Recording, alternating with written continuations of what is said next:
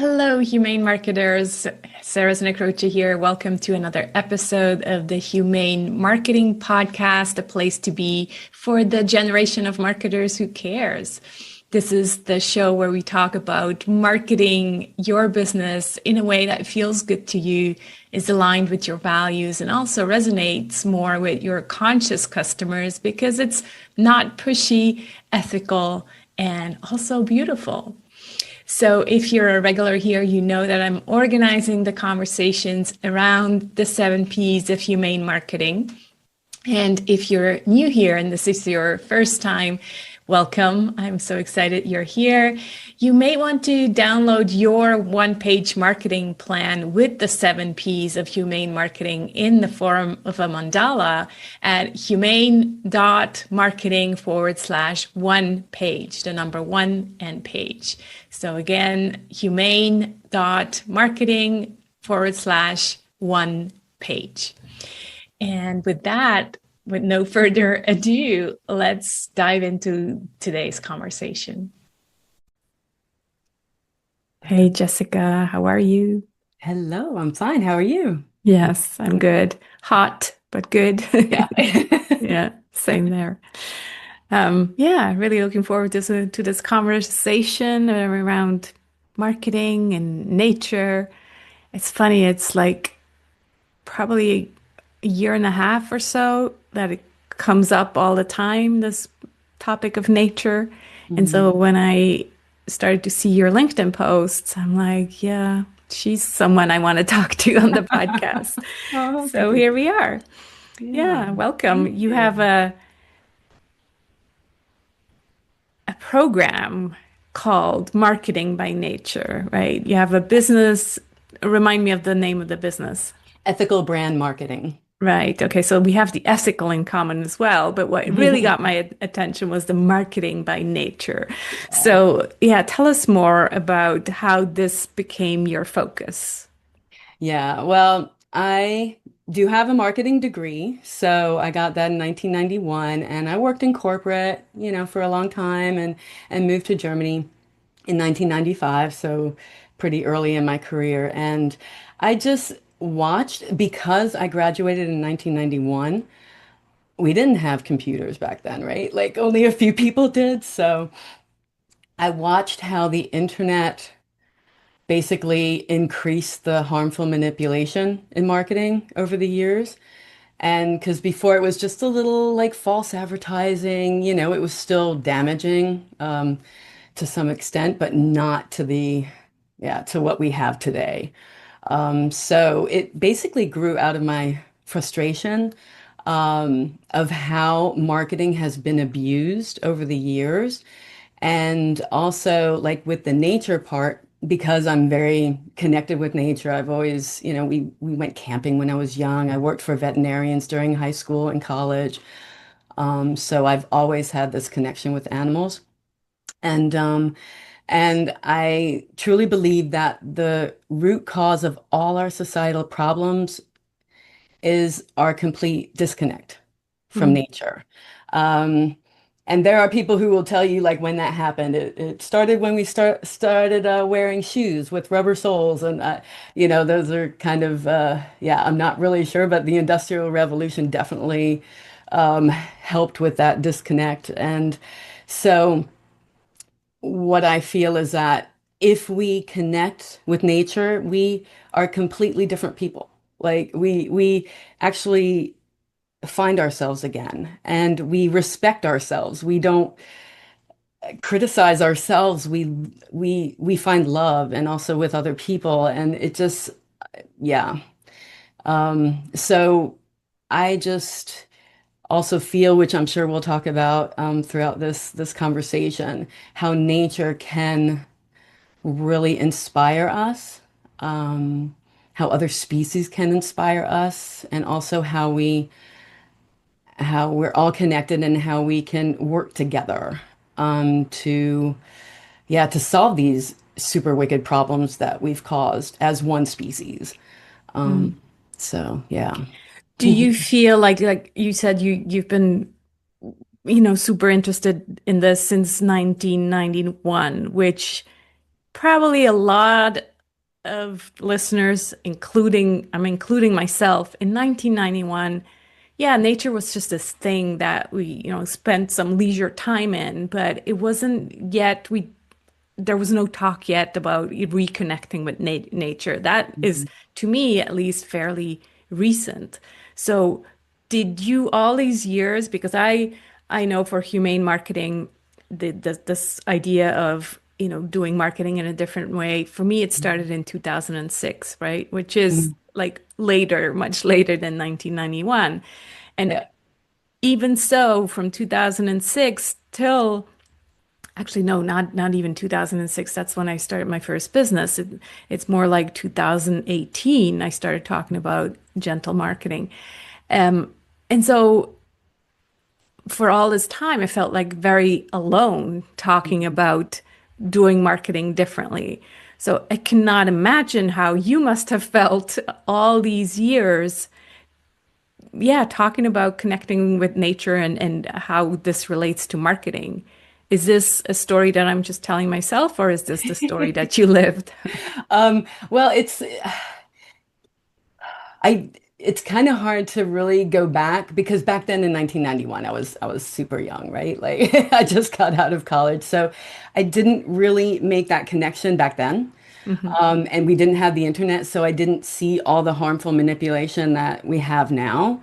I just noticed it throughout the years. And then I guess when I started working for an IT software development company here in Germany in 2000, there were times where I was like, no, I don't want to email these people because they did not consent. And this was way before the GDPR in 2018, right? So like that even felt weird to me. Um, and I also I tried so many times with with this one company who I worked for, I want to say 11 years. Yeah. I tried so hard to bring nature into our branding and I wasn't able to. And, and that kind of upset me, but it's okay. It wasn't my company. So, as soon as I got out, I was like, okay, now I could do what I want. And now I can say what I want. And now I can actually, yeah, bring something forward that really makes sense. And it was the first time, well, actually, that's not true. I was going to say it was the first time that I felt good about my job. Because, as a marketer, we have a bad rap, right? With totally understandable. Um, but I never worked for a company who did things unethically. I won't say that. Like that's not, I didn't work for big companies and do all this harmful manipulation. I just saw it externally. Um, but like the first job I had after college was with a independent record label. So that was fun. That was what I was gonna say. Like me, my job is the first time I actually felt like it was purposeful. Hmm. But my first job after college, working with veterinarians was also very, very purposeful and fulfilling. It was the best job ever.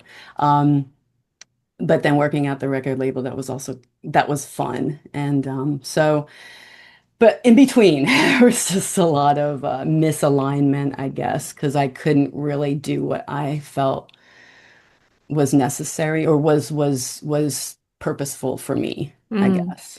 So you referenced, these, I guess, lessons or inspiration that we can get from nature, Yeah. and I noticed from your posts and what you're sharing now, for you, it's mainly animals. I guess for other people, it can be, it can be plants, trees. Mhm. You hear people talk a lot about trees. I love trees. Also, I just came off a call in our community called Doing Business with the Moon. So Yeah. planets and stars Yeah. are also part of nature and, the universe. So yeah, tell us how you kind of like draw these parallels Mm. between nature and business and marketing. Yeah. I do spend a lot of time in nature and I observe. And I communicate with trees, I communicate with wild animals, my pets as well, but that's something different. Like everybody communicates with their pets, but this real connection piece. And so like, okay, let's say this week we have a new moon in Cancer. And so I work with oracle cards. I work with spirit animals and my totem animal, which is elk. But this week I was, asking animals, okay, who wants to guide us this week of this new moon? New moon, new beginnings. It's always exciting. And hyena came up. And like I'm getting chills right now because when you think of hyena, you think, okay, they're schemy, there's something weird about them. They have a weird posture. They kind of laugh at you, they're bottom They're dwell. always the mean guys in the They're the mean movies, guys. right? Yeah. Exactly, exactly. Hmm. But when you really learn about them, you're like, wow. So what happens is that like they are a resourceful strategist. And they're deeply misunderstood, like we just said. Like, and that kind of like makes me think of people of my network. We're all working in the climate in the eco space. We're trying to inspire people to respect nature, and we are nature. We are all connected. We are animals, and we are not here on Earth to destroy. And so, and I'm also vegan, so like there's a lot of misunderstanding with veganism. And basically, why? Because the narrative that we have been giving as a collective is doom and gloom, is blame and shame, and that doesn't inspire anybody to act. So it's it's like so coming back to the hyena, like she's very matriarchal. She has an energy that we need in today's corporate corrupt world, actually. Like she's also a team player. They hunt more efficiently than lions. I mean, male lions don't hunt at all. They just sleep, eat, and fornicate. But but like hyenas, they actually work together and they don't waste anything. They are scavengers, but 70%, I just read this yesterday, 70% of their of what they eat are from hunting, which I didn't know, which is more efficient than lions. So I thought they scavenged more than hunted, but that's actually not true. So basically, like her energy, and I say her because it is a feminine energy. So she does not waste time, she does not waste money, she does not waste energy, like and on things that don't matter.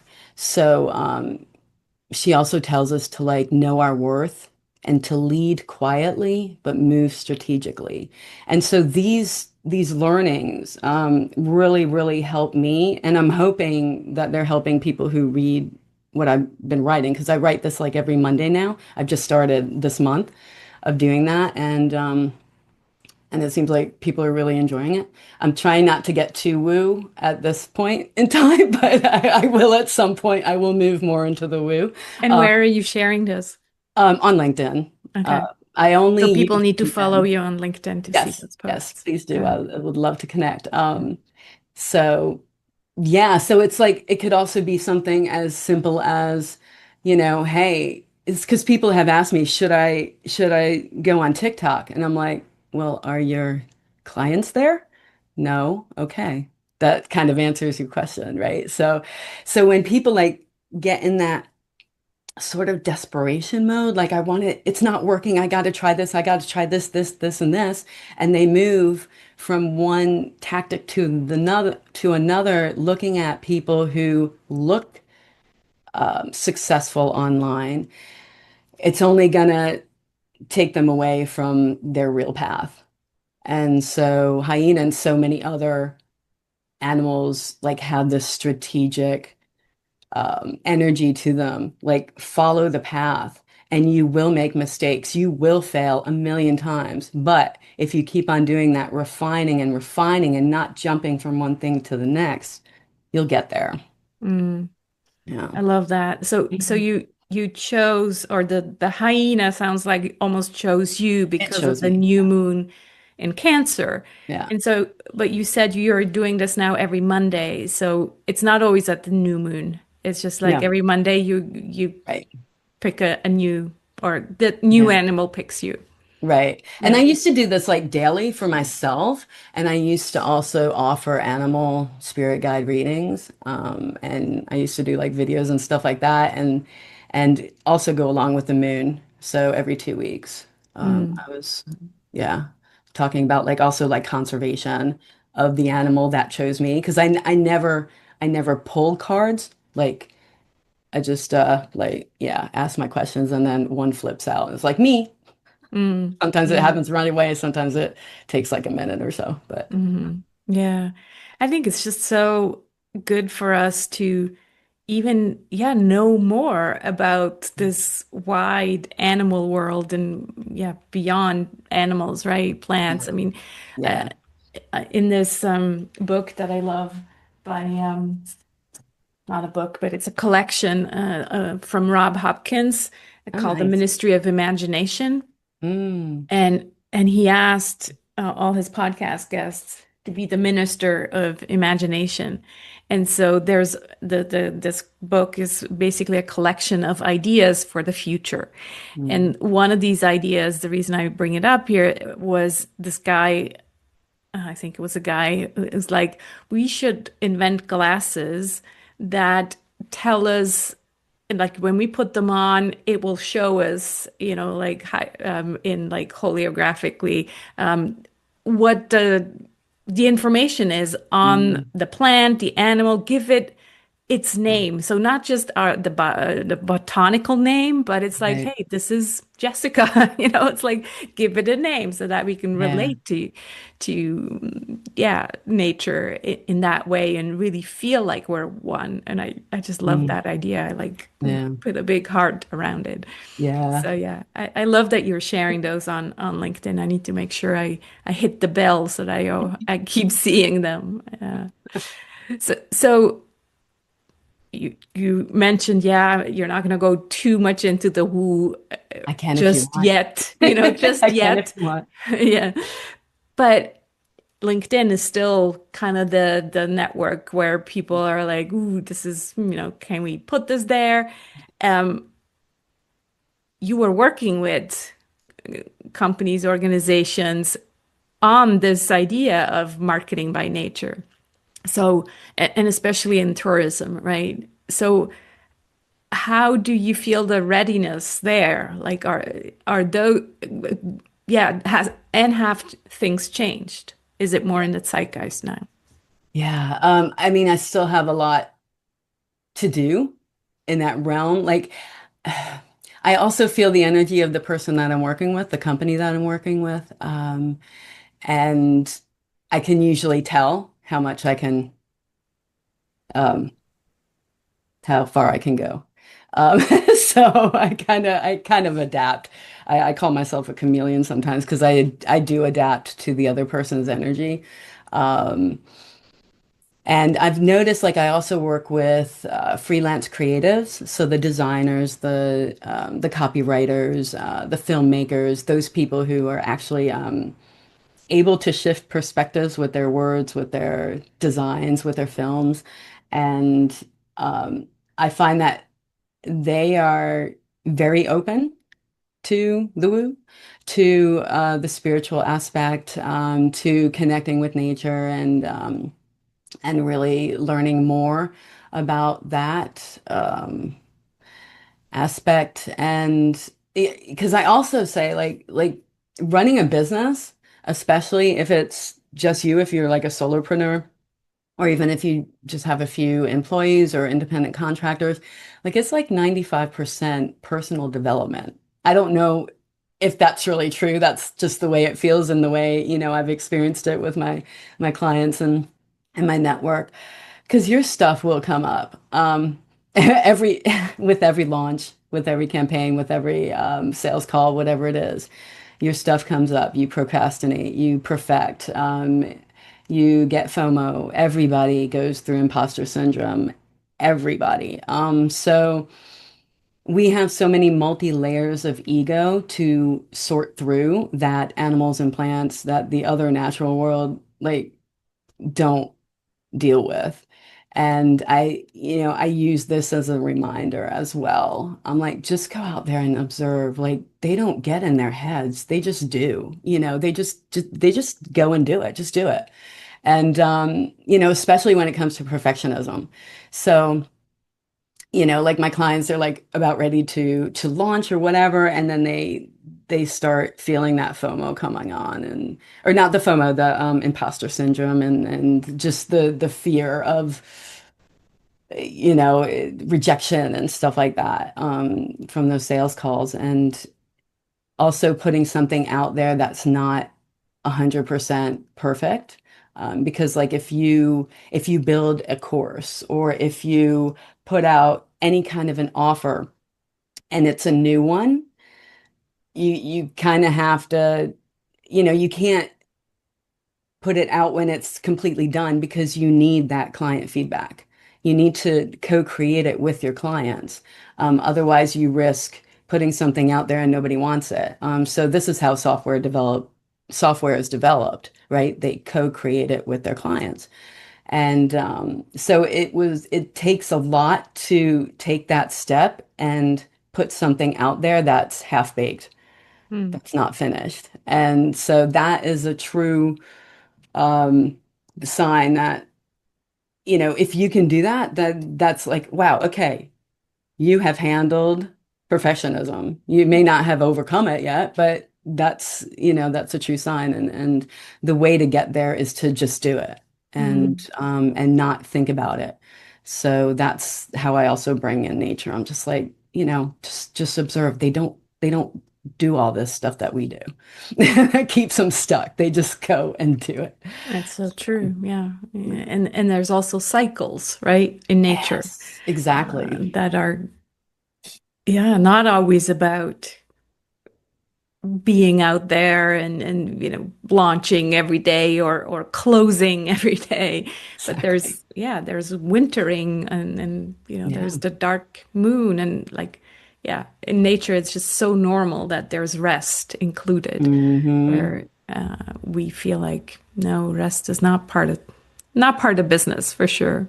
Exactly. Yeah. Yeah. One of my So what kind coaches. of daily practices do you have? Mm, Obviously you go outside, I yeah. assume, and Yeah. then you have the card. Anything? I see you have plants in your office. I think that's the no-brainer, right? It's like, yeah, of course you have to have plants. Yeah. Yeah. Yeah. I don't have as many plants in my house as I used to just because yeah, I don't know. I guess I moved and they had to stay where they were. But I also have a garden. Mm. So yeah, as far as like routines, I used to do yoga and meditation every single morning, and this year I haven't. Um, just because this year has been very busy, and when you're not the first person who has asked me this year, and I keep on coming back to it. I need to implement that back into my routine, but not in the mornings because I'm now spending a lot of time outside with my dog and just like connecting with nature before I start my day, that when I come back I'm like, okay, now I can start working. Now I can be creative. And whereas before I was doing both, but it was kind of draining because I would start my day really late. So I do want to implement that back, but maybe like midday or something like that. So thank you for asking that because it's just, yeah, it's something that I want to be very intentional about. And it's something that I really want to bring back. Yeah.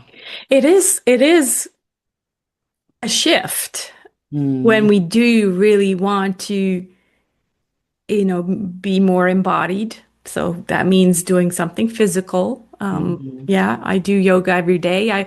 I am the person who does yoga every day, right? I just decided that that's part of my day. And so when I don't do it, then yeah, I'm missing it. Yeah. It's much easier to just decide I am the person who does yoga every day than think every day, should I do it today or should I not? So it's just like, no, this is part of my day. Yeah. Uh, but then, yes, I also want to be the person who goes outside every day, right? And You do then both. what I notice, and the reason I'm talking about, doing business like we're human, well, an 8 hour workday is just not human to me anymore Yeah. because we want to make sure that we do all these other things that I, are much more important than what we think is important, which is sitting on our computers and, being effective or efficient. mm, So yeah, in a way, it's this concept of time that we also need to shift and hmm say, well, being in nature takes time. Doing yoga takes time, but it's time that I value more than, the work. And that's a big shift for a lot of people.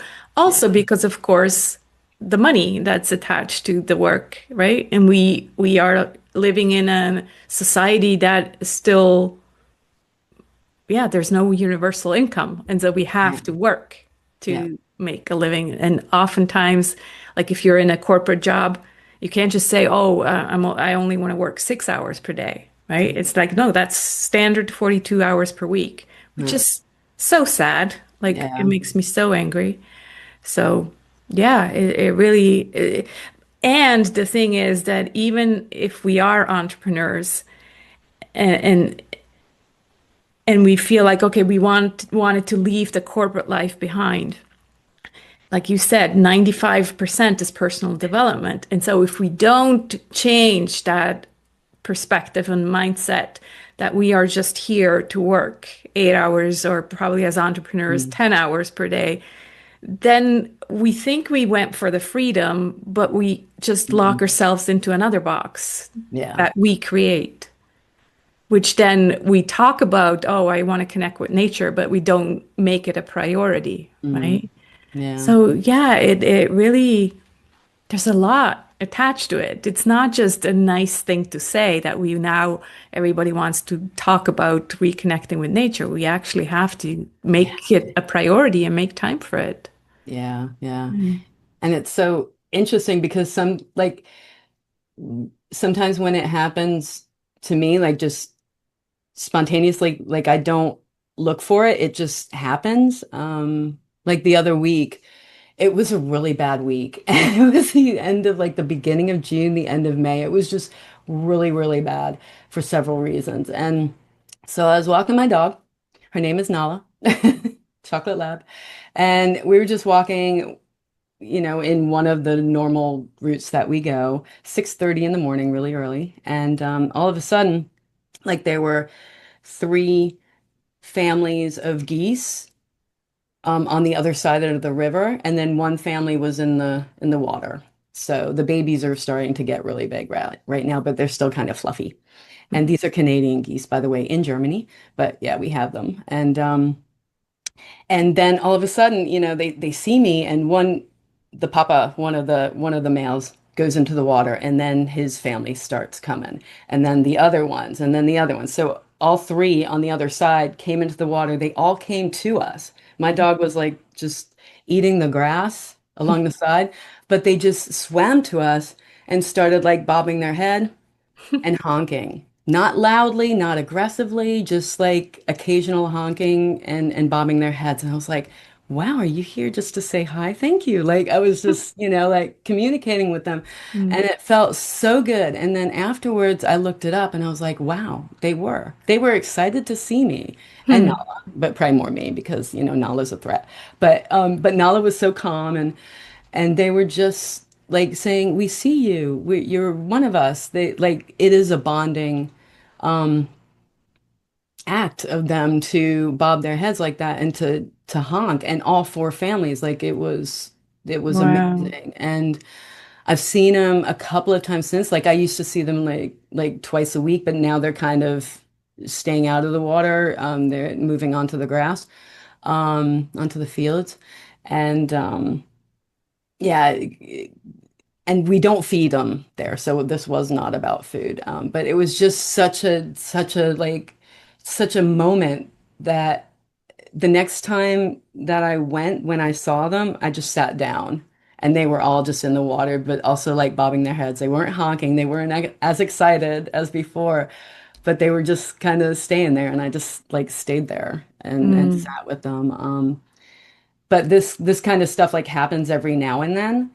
But when I seek it, it's not there, mm, if that makes sense. Like you really have to interesting. have like an open mind and just say, okay, whatever comes, comes, even if nothing comes, then it's also okay. Yeah, anyway. Yeah, but again, it wouldn't have happened had you just been depressed and just stayed in bed, right? Yeah, exactly. You had to make the Exactly. time to make Yes, it happen. Yeah, exactly. yeah. Yeah. That So just good. like made my month. I was like, okay, I'm good. I'm good now. Yeah, it's like this confirmation that Mhm. nature is perfect and we're all one, right? Yeah. That's what this message was for. Yeah, Yeah. so beautiful. Exactly. Yeah.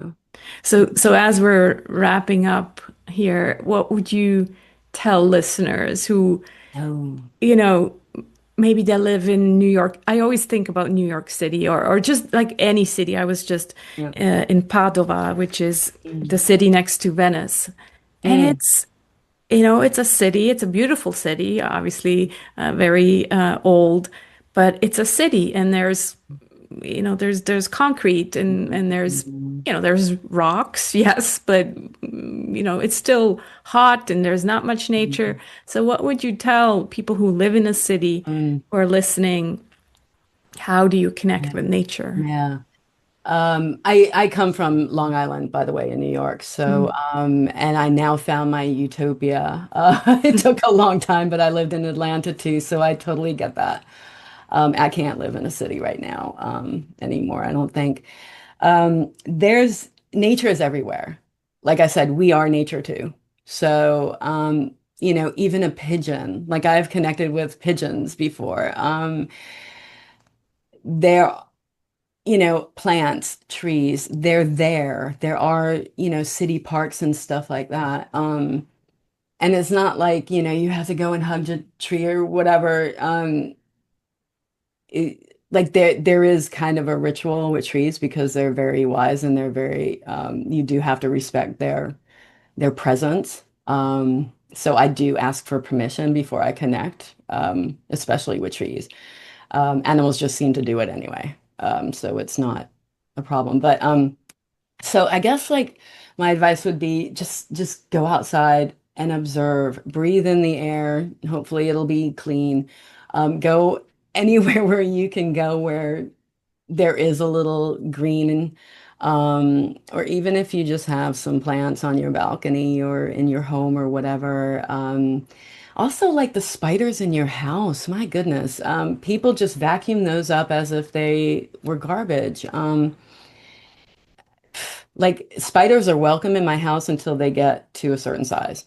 And then I'm like, okay, I'm sorry, but I have to transport you outside. And then I do. I carefully, pick them up in a jar and stuff and then, walk away, walk outside with them. But just be respectful of all creatures except maybe mosquitoes like or ticks or anything like that on your dogs. Like I totally get that. Um, but there's just so much that you can do. And like if you're at your desk hustling at work, which is what we all do, that's not good for our brains. That's not good for our bodies. So if we just get up and just take a walk, like during lunch breaks, I used to eat lunch at my desk. Like how sick is that? And I know a lot of people still do. Get outside. Go outside, take a walk around the block.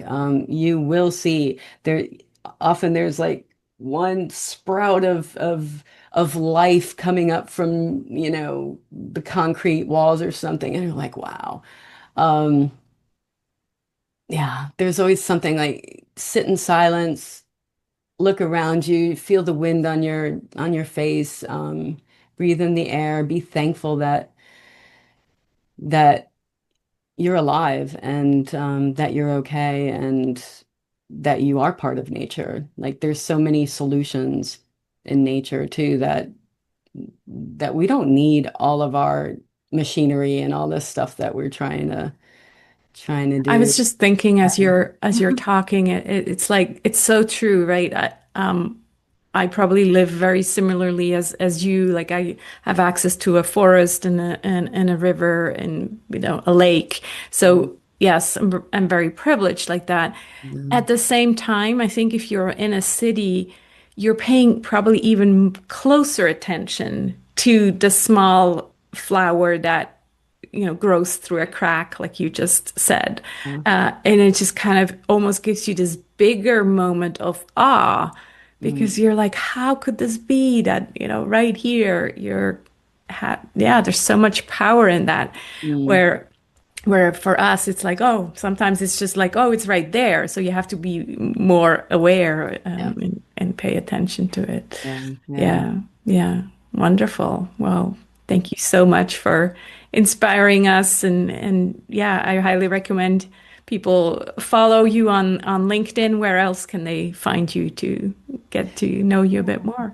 I guess my website, so that's ethicalbrandmarketing.com.